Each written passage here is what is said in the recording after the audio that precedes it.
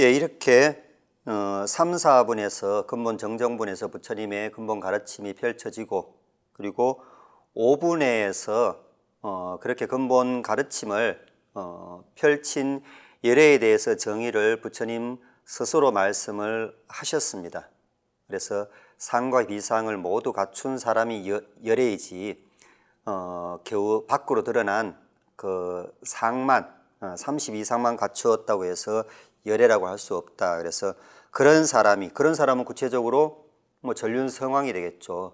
전륜성왕은 어떤 가르침을 낼 수 없다, 이렇게 해석을 할 수도 있을 테고, 낼 수 없다라는 문제에 중점을 둔다기보다는 이렇게 가르침을 낸 사람의 그 정의에 대해서 간략하게 말씀을 하신 것 같습니다.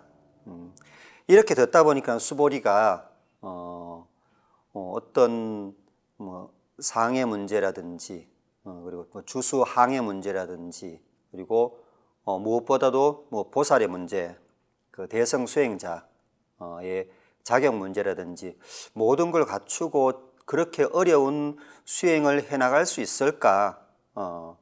그런 가르침을 이해를 할 수 있을까라는 의문을 제기하게 됩니다. 그래서 이 정신희유분에 그 수보리가 부처님께 말씀드리기를, 이 글귀를 듣고 실답다는 믿음을 낼 중생이 있겠습니까?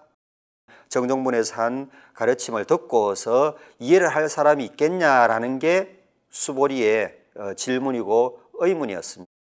거기에 대한 대답이, 열애께서 멸도하신 뒤 마지막 500년에도 계율을 지키고 복덕을 닦은 자가 있다면 이 글귀에 대해서 믿는 마음을 낼 수 있기에 이것은 실답다 여길 것이다, 이렇게 하는데, 수보리가 걱정하는 지금은 괜찮지만은 말세에는 이거 필요 없는 가르침이 아닙니까? 아니다, 필요하다.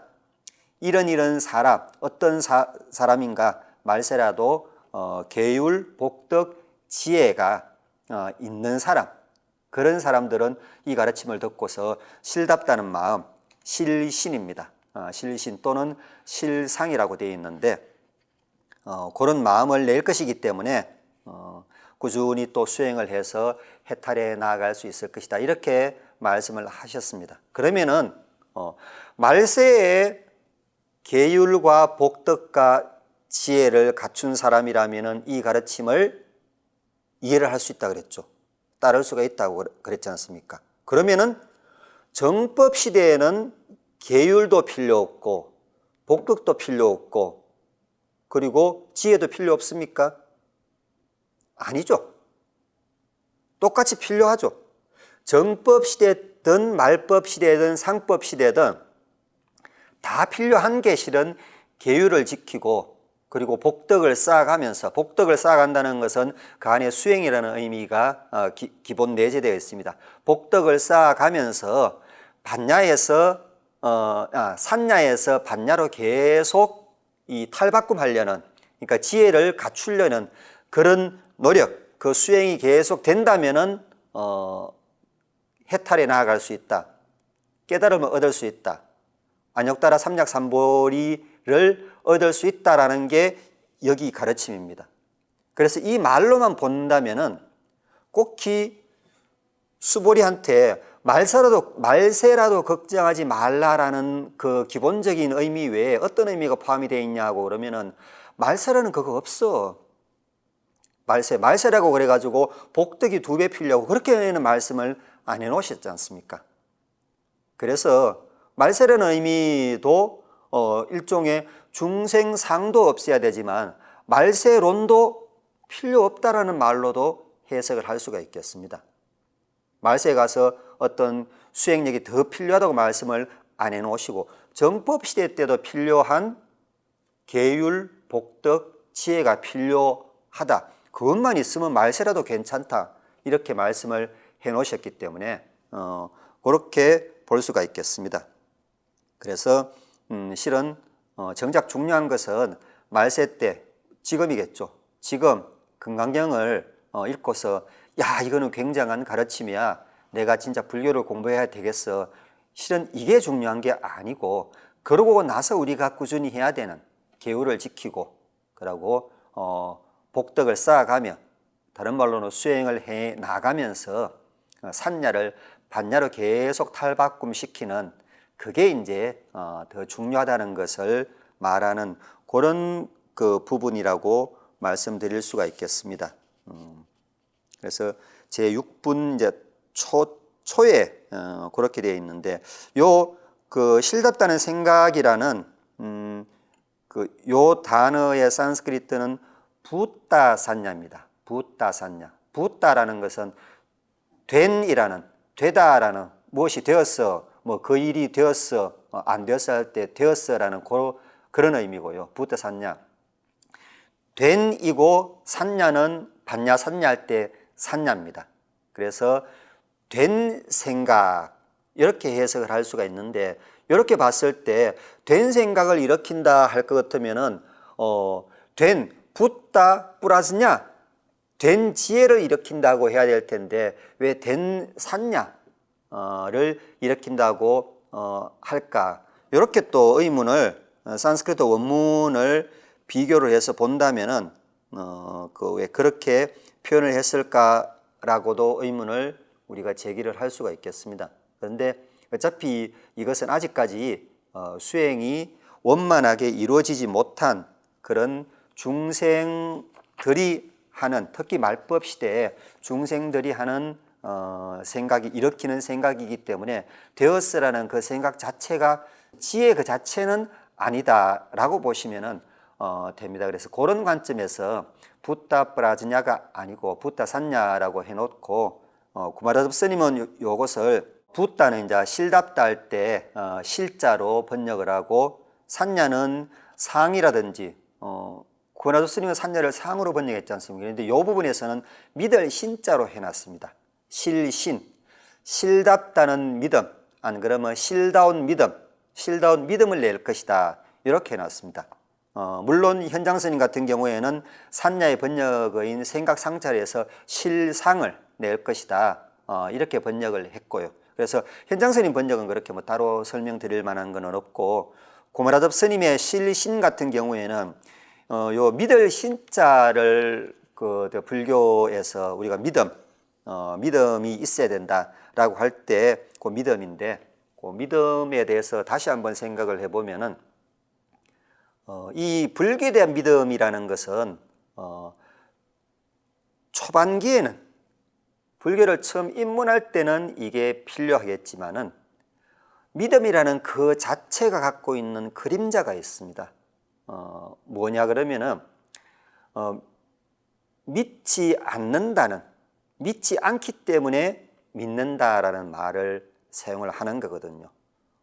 그래서 어머니가 내 배가 아파서 낳아서 병원 한번 안 가고 집에서 낳아서 기른 애가 내 아들인 것을 믿습니까? 그건 믿지를 않죠. 믿음 자체가 없죠. 그렇다고 해서 믿지 않는다는 것도 아니고 믿는다, 믿지 않는다는 개념을 완전히 떠난 상태로서 그건 내 아들일 뿐입니다. 그래서 믿는다라는 얘가 내 아들이다라는 것을 믿는다라는 것은 무언가 믿지 못할 구석이 생겼을 때부터 등장하는 그런 개념이라고 볼 수가 있겠습니다. 그래서 불교에서 이 믿음이라는 것은 믿지 못하는 것, 안 그러면은 그냥 산야인 상태에서라도 믿어야 되는 것, 이런 것도 완전히 배제를 해야 되기 때문에 불교에서는 어느 정도 공부를 해나가다 보면은 그다음부터는 믿음은 실은 버리게 됩니다. 믿지 않는다는 게 아니고 모든 것에 대해서 심지어 부처님의 가르침에 대해서도 단지 믿고서 넘어가는 게 아니고 믿고서 넘어가면 그게 산야거든요. 반야, 뿌라지냐는 어떤 건가 그러면 내가 이해 못 되는 부분, 못하는 부분, 그런 거는 계속 추구를 해서 완벽하게 어떤 그 의문을 해소한 상태가 지혜라고 볼 수가 있겠습니다. 그래서 초반기에는 믿음이 필요하지만은 그 이후에는, 중반기 이후에는 믿음이 필요한 게 아니고 의문, 무엇에 대해서, 어떤 가르침에 대해서 진짜 그런가? 그래서 진짜 그런가 내가 알기 위해서 내가 실질적으로 이렇게 실행을 해보면 되죠. 그래서 이제 만약에 진짜 지혜로 되면은 그 부분에서는 완전히 믿고 말고의 문제가 사라져 버리니까요. 그런 의미에서 붓다 샀냐의 적절한 해석은 또 구마라도 스님이 의역을 한 실신이 될 수 있겠습니다. 그래서 그런 저거는 괜찮아, 금강경은 굉장히 좋은 가르침이야 라는 것을 일으킬 때는 실은 믿음인 거죠. 그것을 믿고서 그냥 아무것도 다른 것을 더 알려고 하지 않는 상태에서 그것만 믿고 나간다면 산야로 마치는 거고, 그런 상태에서 불교에서는 깨달음은 얻을 수를 없습니다. 그래서 믿음이 일으킨 상태에서 결국에는 그 믿음과 상관없이 계속 의문을 또 일으켜서 해소하고 하는 수행을 통해서, 그런 걸 통해서 해탈해 나아갈 수 있다라는 게 불교의 기본적인 가르침이라고 볼 수가 있거든요. 그래서 붓다 산야라고 얘기를 한 거고, 번역을 또 실신이라고 번역을 한 걸로 볼 수가 있겠습니다. 그리고 그 다음 부분에 보면은 그래서 부처님께서 그렇게 하는 사람은 실은 말세의 그런 세 가지 계율을 지키고 하는 그런 세 가지를 다 갖추고 또 믿음을 일으켜서 그런 것으로 수행을 해서 해탈로 나아갈 수 있는 사람은 보통 사람이 아니고, 말세에 가기 전에 이미 많은 생을 거칠 때 많은 부처님의 처소에서 수행을 했던 사람들이다. 최소한 귀동량은 했던 사람들이다 라는 문구가 뒤에 따라 나옵니다. 헤아릴 수 없는 천만 부처님들께서 계신 곳에서 이미 무성근들을 심었기에 이 글귀 금강경의 이 가르침을 듣고서 최소한 한 생각이라도 깨끗한 믿음을 내는 자라는 것을 알아야 할 것이다, 이렇게 말씀을 하셨습니다. 그래서 그런 중생들이 헤아릴 수 없는 복덕을 얻는 이유로 밝힌 것은, 그런 중생들은 사상이 없다는 것은 이 앞에 말씀을 드렸습니다. 사상에 대해서 말씀을 드렸고, 사상이 없다는 것은 실은 지혜를 지녔다는 거거든요. 그래서 계율, 복덕, 지혜지 않습니까? 그래서 지혜를 지녔기 때문에 헤아릴 수 없는 복덕을 얻는다라는 거고, 그리고 또 금강경에서는 처음으로 등장하는 개념이 법상과 비법상입니다. 법상도 없고 비법상도 없다라는 겁니다. 그러면 아상할 때는 그 아뜨만을 고정불변의 실체로 여기는 생각입니다. 그럼 법상은 그 틀에 집어넣으면은 어떤 법을 고정불변의 실체로 여기는 생각입니다. 어떤 법이든지 법의 번역어는 다름하지 않습니까? 다름아의 어원을 따져보면은 드루라는 말이 유지하다라는 말이 있습니다. 그래서 무엇이든지 어떠한 그것을 유지하게 하는 것은 전부 다 법입니다.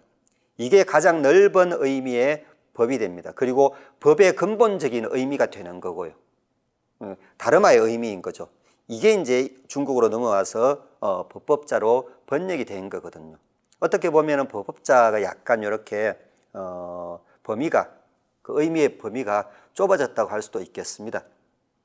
그래서 어떤 것도, 나쁜 것도 좋은 것도 그런 것을 안 따지고 모든 것을 그 상태를 유지하기 위한 일종의 규율, 그게 전부 다 법이 되는 거거든요. 그래서 부처님께서 성불을 하신 다음에 보니까는 모든 법 가운데 정당하지 않은 법들, 나쁜 법들, 그리고 사라져야지만이 좋은 법들, 그러니까 우리의 착각으로 산야에 의해서 형성된 그런 법들, 주로 이제 그 대상이 산야에 의해서 형성된 그런 법들로 보시면 될 것 같습니다.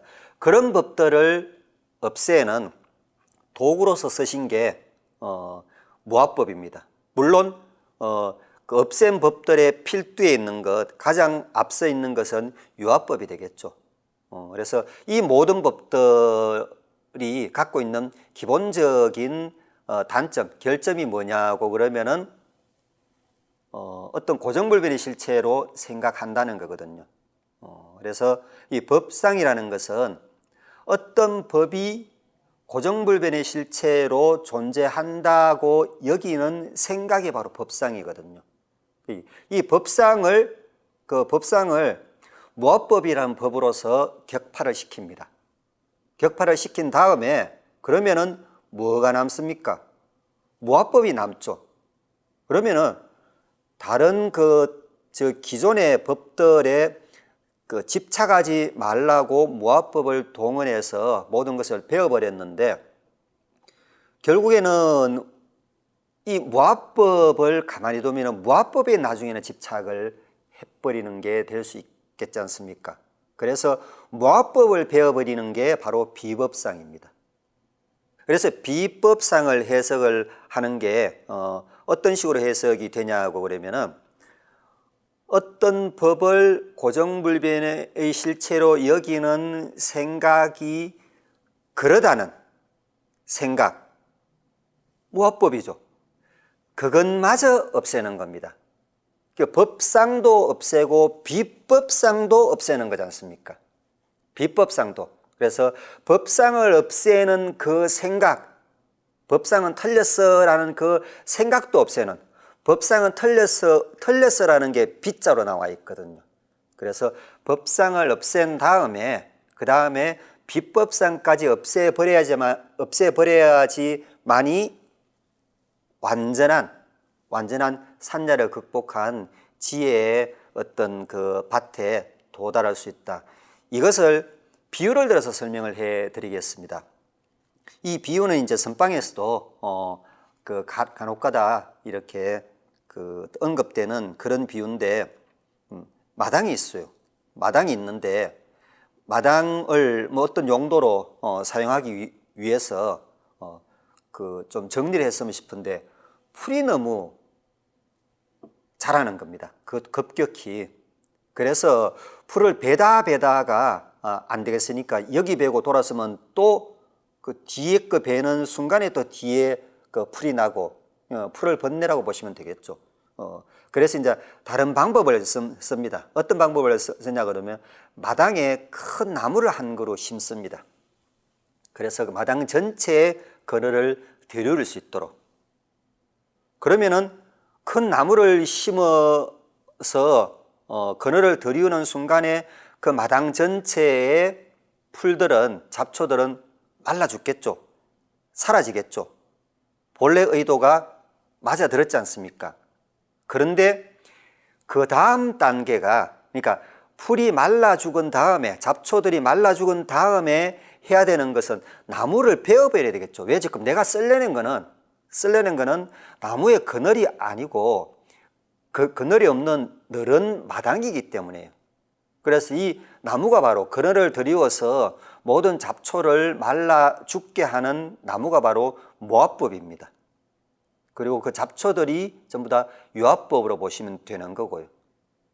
그래서 흡사 강을 건널 때 뗏목을 만들어 가지고 강을 건너는데 강물살이 세 놓으니까는 그 뗏목이 없으면 도저히 헤엄을 못 치고 헤엄쳐서 건너려고 그러면은 죽을 수밖에 없는 입장이다. 그러면은 뗏목을 만들면서 힘들지만은 그 뗏목이 굉장히 고맙겠죠. 강을 건넌 다음에는. 그런데 우리 사람의 인지상정상 강을 건넌 다음에는 강 건너기 전의 마음과는 약간 환경 때문에 변한 상태에 있기 때문에 피안에 도착해서는 내가 무사히 강을 건넜으니까는 이제 저 산 정상을 위해서 나아가야지라는 마음보다는 중생들은 쉽사리 그 뗏목이 고마워서 뗏목을 떠나지 못하거나 심지어 뗏목을 머리에 이고 산정상으로 올려가려는 이런 형태를 보일 때가 있습니다. 그 뗏목이 바로 무화법입니다. 그 뗏목이 바로 또 그 마당에 그늘을 들이운 나무고요. 그래서 여기서 법상도 없애야 되고 비법상도 없애야 된다고 했지 않습니까? 법상을 없앤 다음에 강을 건너고 이 풀을 모두 말라 죽게 한 다음에 잡초가 모두 없어진 다음에 그 다음에는 뗏목도 내려놓고 또는 그 나무도 베어 버려야지만이 피안으로 갈 수 있는 마당을 얻어서 피안의 산정상으로 갈 수 있는 그런 다음 행동으로 옮겨갈 수 있는 것. 그래서 비법상도 없애라고 되어 있는 겁니다. 그래서 여기서 법상과 비법상은 그러니까 법과 비법은 그런 의미로 보시면 될 것 같습니다. 법은 없애야 되는 법이니까는 유아법이고 비법은 간단히 생각해서 법답지 못한 것으로 해석을 할 수가 있는데 그 의미가 아니고 어떤 유아법을 저거는 유아법은 안 맞아라고 생각하는 그 생각은 옳은 생각이죠. 그렇지만은 결국에는 그 생각마저 어차피 생각이지 않습니까? 지혜가 아니고 그 생각마저 버려야지만이 완벽한 산야가 없어진 반야가 되는 상태라고 볼 수가 있겠습니다. 그런데 여기 문제에서는 이 부분에서는 어떤 문제가 발생을 하냐고 그러면은 6분 끝에 보면은 너희 비구들은 내가 말한 법은 마치 뗏목의 비유와 같다는 것을 알지니라 라고 말씀하셨으니 법도 오히려 버려야 할진데 하물며 법답지 못한 것이매랴. 그래서 비법이 법답지 못한 것이라는 걸로 해석이 됩니다. 제일 뒤에는 무엇 때문에? 하왕이라는 이 한문 그 번역 것 때문에 그렇습니다. 그러면은 이 문제를 어떻게 해석을 해야 되냐 그러면은 산스크리트로서는 하왕이라는 문구가 브라게어브로 되어 있습니다. 그래서 브라게어브가 분명히 하물며라는 그런 의미로 해석이 돼요. 그런데 어원학적으로 봤을 때는 어떤 의미가 있냐고 그러면 더 나아가라는 의미가 있습니다. 더 나아가. 그래서 더 나아가라는 의미로 해석을 한다면은 법을 버려야 하며 더 나아가 비법도 버려야 한다. 이렇게 해석을 할 수가 있습니다. 그러면 비법은 앞에 제가 설명을 드렸던 약간 길게 설명을 드렸던 그 비법하고 동일한 것으로 놔도 상관없습니다. 상관은 없는 게 아니고 그게 맞겠죠. 그래서 여기 문제는 정말 브락에버를 하왕은 더 나아가라는 의미는 뭐 문짝을 따지더라도 나타나지가 않습니다.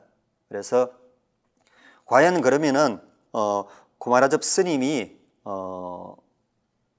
오역을 한 것이냐? 일반적으로는 그렇게 볼 수는 없겠죠. 그렇게 볼 수는 없지만은 그렇지만은 지금 제가 드러난 것, 법과 비법을 뒤에 똑같이 법과 비법으로 놓고 본다고 할 때는 어떻게 보면은 하왕이라는 잘못된 오역이라고 볼 수밖에 없습니다. 뭐 하나의 가능성은 하왕이라는 게 그 당시에는 더 나아가라는 그런 의미로 해석이 될 수도 있었다면은 예외겠지만은 그런 의미는 아무리 찾아도 사전에는 고대 사전에도 나타나지는 않는 것 같고요. 그래서 일단 그렇게 하왕이라는 의미는 좀 축소를 시키고 브락에버를 전면에 내세워서 산스크리트 원어를 내세워서 봤을 때는 물론 현장 스님도 그냥 하왕으로 번역을 해놨습니다. 하왕으로 번역을 해놨는데 브락에버의 의미 가운데 약간 숨겨진 의미를 내세워서 문장을 맞춰보면은 문장이 그 본래 의미대로 산스크리트 어문의 의미대로 정리가 될 수 있습니다. 그래서 법다운 것도 버려야 하며 더 나아가 법답다고 여기는 것을 버린다는 그 생각마저 우리가 버려야 한다는 모든 것을 버려야 한다는 그런 가르침을 내어놓습니다. 그래서 그런 가르침 그 자체가 또 무화가 되겠죠. 그리고 이제 7장 무덕, 무석, 무설분이 있습니다.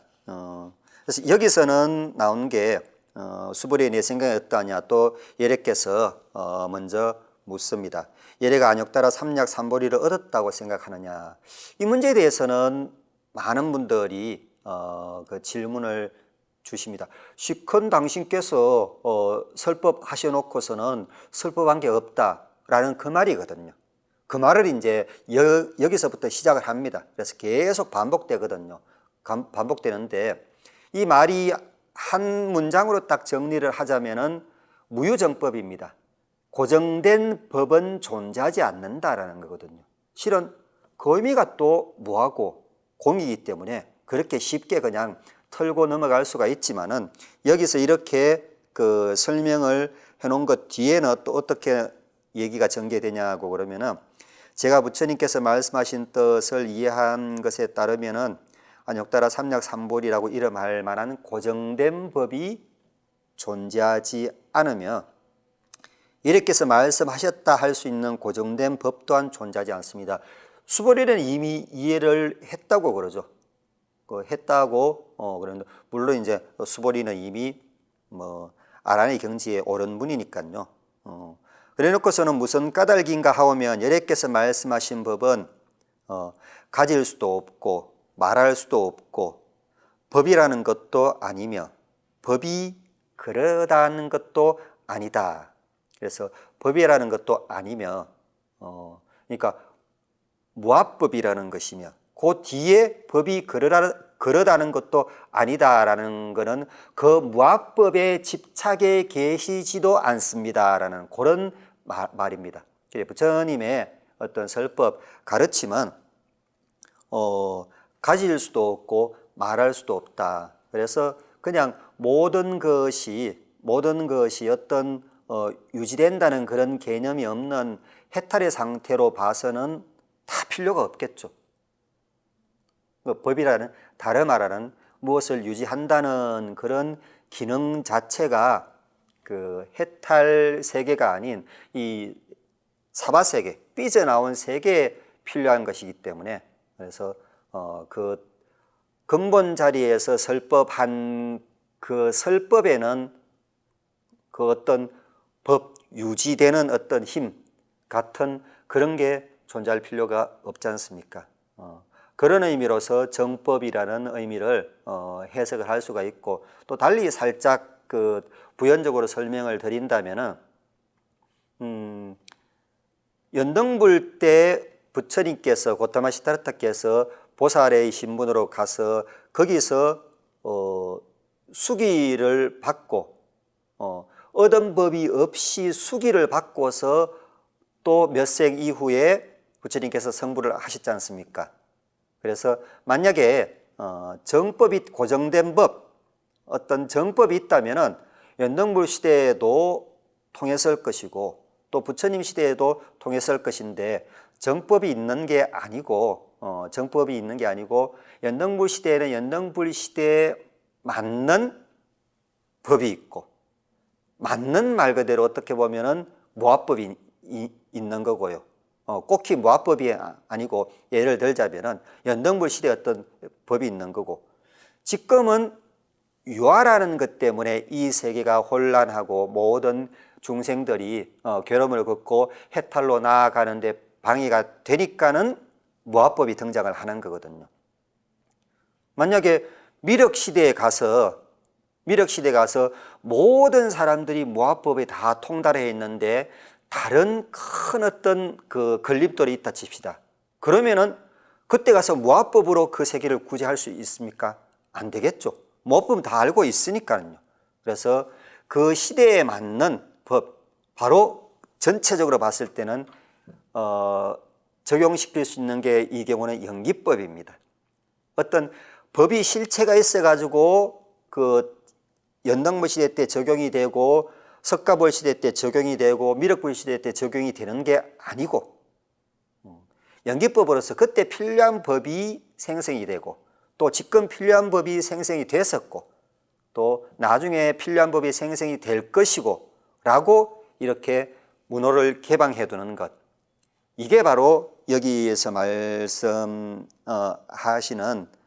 그런 내용이라고 볼 수가 있겠습니다. 그러니까 정법이 존재하지 않는다는 말. 그래서 부처님께서 어떤 법을 내가 설한 적이 있다라면은 그게 실은 정법으로 인정이 돼 버리거든요. 그리고 그 설한 것이 있다라는 생각이 들게 하면 이미 지혜가 아닌 생각이고, 설한 것이 있다라는 그 자체가 무아와 공이라는 그 개념에서 또 삐져나와 있는 거기 때문에 당신께서 설법하신 것에 또 중생들이 머물고 집착할까 봐. 그렇지만은 그런 단계가 되지 않은 아주 지금 고뇌에 빠진 그런 중생들한테는 그 법 자체가 귀하죠. 귀한데 그 법을 배운 다음에는 그 법도 실은 버려야 된다는 것. 왜? 그런 사람들한테는 부처님이 하신 말씀이 나는 그런 법을 설할 적이 없다라는 말이 그때서야 적용이 되는 겁니다. 이것도 법상을 버리고 난 다음에 비법상을 버려야 되는 그런 개념하고도 통일되는 것이라고 할 수가 있겠습니다. 그리고 이제 제7장 끝에, 제일 끝에 보면 모든 현인이나 성인들은 모두 무위법으로서 차별이 있기 때문이다라고 했습니다. 그래서 이게 어떤 의미인지도 또 이런저런 의견이 많이 대두가 되고 문장 그 자체를 읽는 것만으로는 의미가 확 와닿지 않는 게 사실입니다. 그래서 현인이나 성인 같은 그런 구분에 대해서는 그 모든 그 많은 것에서 이렇게 볼 수가 있으니까는 제쳐두고 이 무위법이라는 것을 어떻게 해석을 해야 될지 요게 이제 문제가 됩니다. 이 무위법은 일단은 무위라는 것은 무행위가 아니고 무작위이다. 작위, 지열 작자의 위자. 그래서 작위라는 것은 작자가 실은 그 글자의 문짝 자체가 사람이 나뭇가지를 꺾는 게 작자거든요. 그래 사람이 나무를 꺾어가지고 나무를 베고 해야지 일을 할 수 있으니까 지열 작자라는 게 그렇습니다. 그런데 그 작자라는 그 글자에 들어가 있는 의미가 인위적으로 억지라는 그런 의미가 들어가 있습니다. 그래서 나무가 잘 자라고 있는데 잘 자라고 있는 나무에 가서 나뭇가지를 꺾는 이게 작자거든요. 그래서 그런 자기가 없는 억지로 하는 게 없는 것을 무작위, 무위라고 그럽니다. 그래서 우리가 보통 무위라고 그러면 무위도인이라고 그러면은 아무것도 안 하고 그냥 널브러져 사는 그런 사람을 약간 비유적인 의미로서 무위도인이라고 그러는데 그때는 무위가 무자기가 아니고 무행위거든요. 그래서 본래 무위는 무행위가 아니고 무자기에 해당되는 겁니다. 그런데 제가 설명드린 요 내용은 중국적인 개념입니다. 중국적인 개념. 그래서 이제 무위라고 할 때는 중국적인 개념에 거진 국한되는 게 우리로서는 어쩔 수가 없습니다. 어쩔 수가 없는데 지금 이것은 금강경 자체가 인도에서 제작된 산스크리트 인도 문화에 근원된 거고, 그러면은 인도에서 말하는 무위는 중국에서 말하는 지금 우리가 이해하고 있는 무위하고 똑같은 것일까를 한번 생각해 볼 수가 있습니다. 어떤 단어가 인도 문화, 중국 문화라고 해서 의미가 다른 것도 있지만은 다 다르지는 않죠. 또 똑같은 것도 있죠. 근데 요 무위라는 경우에는 약간 차이를 지니고 있습니다. 어떤 차이인가 그러면은 먼저 무위라는 그 산스크리트어는 어산스크루트라는 말입니다. 어산스크루트 앞에 어가 그 부정관사이기 때문에 빼면은 이제 산스크루트거든요. 산스크루트라는 말은 산스크리트라고 말할 때 그 단어하고 똑같은 말인데, 쌈하고 끄룩하고가 함께 하다라는 단어가 결합이 되어 있으면서 중간에 s가 들어가 있습니다. 그래서 s가 없는 상태에는 쌈끄루라 그러면은 그냥 이렇게 흩어놓다라는 그런 의미고요. 여기서 이제 쌈끄루가 흩어놓다 해서 산스크루트는 정렬해 놓다로 의미가 바뀝니다. 아주 정렬해 놓던데 이 정렬하는 주체가 누구냐 그러면은 브라흐만입니다. 중생이 아니고 결함이 있는 중생이 아니고 결함이 없는 완벽한 존재라기보다는 상태죠. 완벽한 상태에 의해서 정리가 되는 것을 산스크루트라고 그럽니다. 배열된 것, 정렬된 것, 브라흐만의 손길이 가닿은 것. 그러면은 산스크루트에 반대되는 그 단어가 어떤 단어인가 그러면 어산스크루트입니다.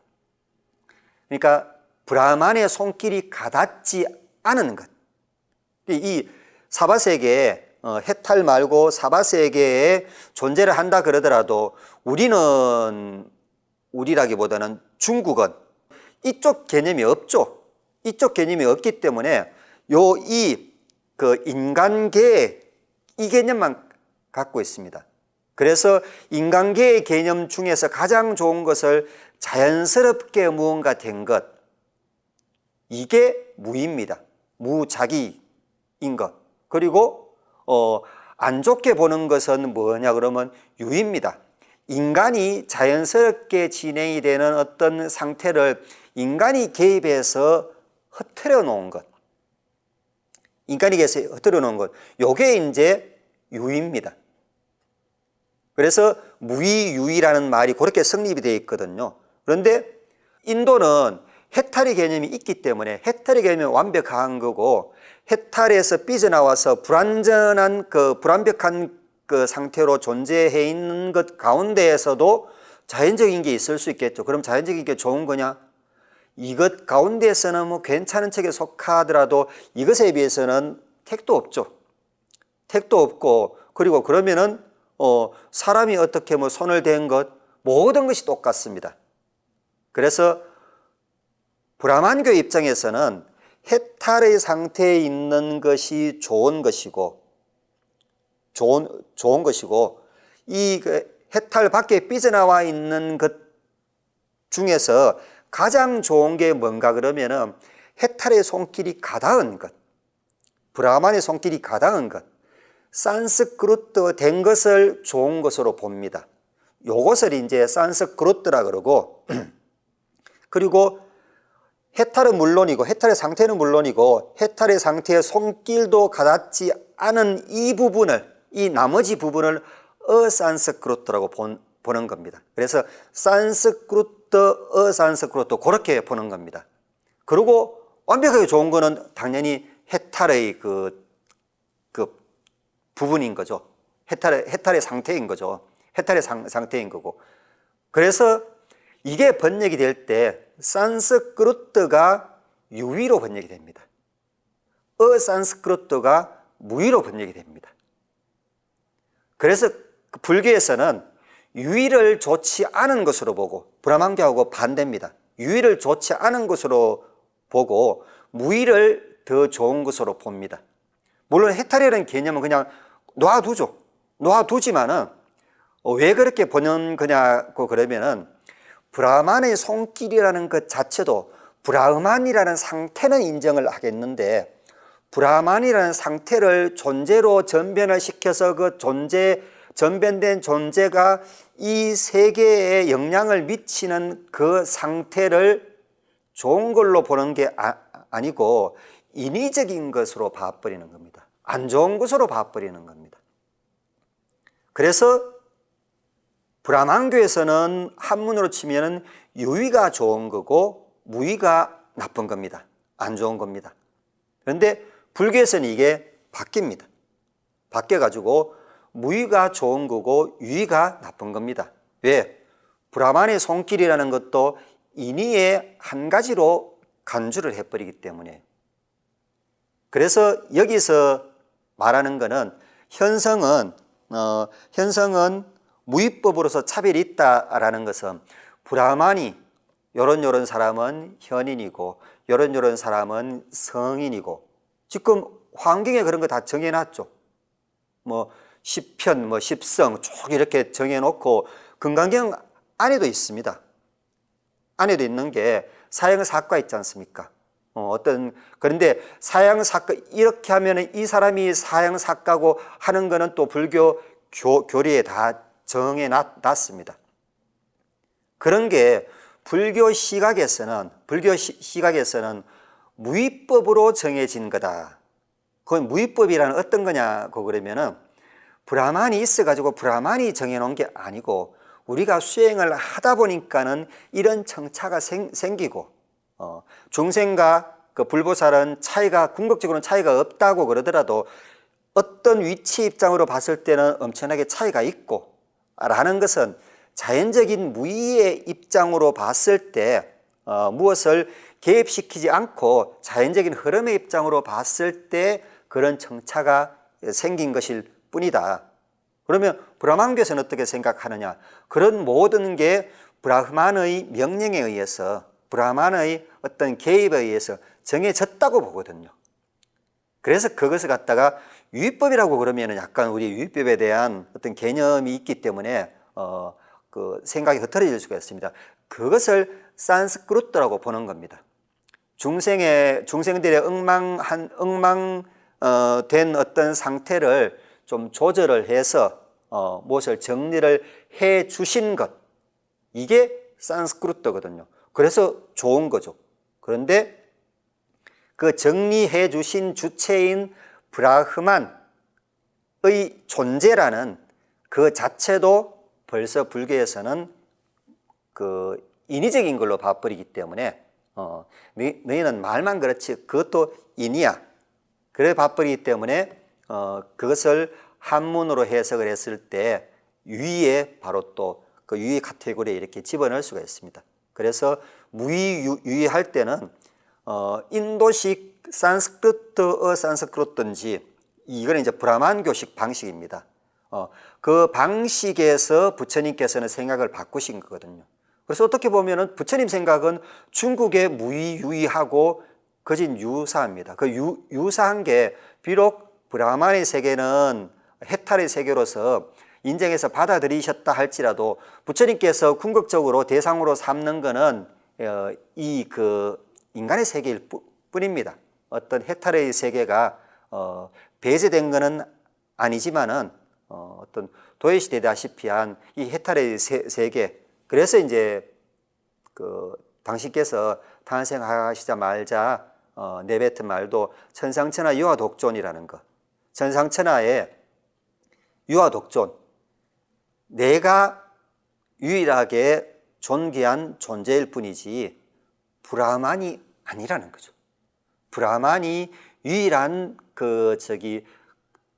유일하게 존귀한 존재이고 나는 그것으로부터 삐져나온 피조물이자 고름이다, 이런 생각을 확 바꿔버리고, 그러니까 브라만이 신은 아닙니다만은 표현을 하자면은 신본주의, 신 위주의 사상에서 불교는 인본주의, 인간 위주의 사상으로 들어온 거라고 그렇게 보시면 됩니다. 그런 말을 뒷받침하는 단어 중에 이제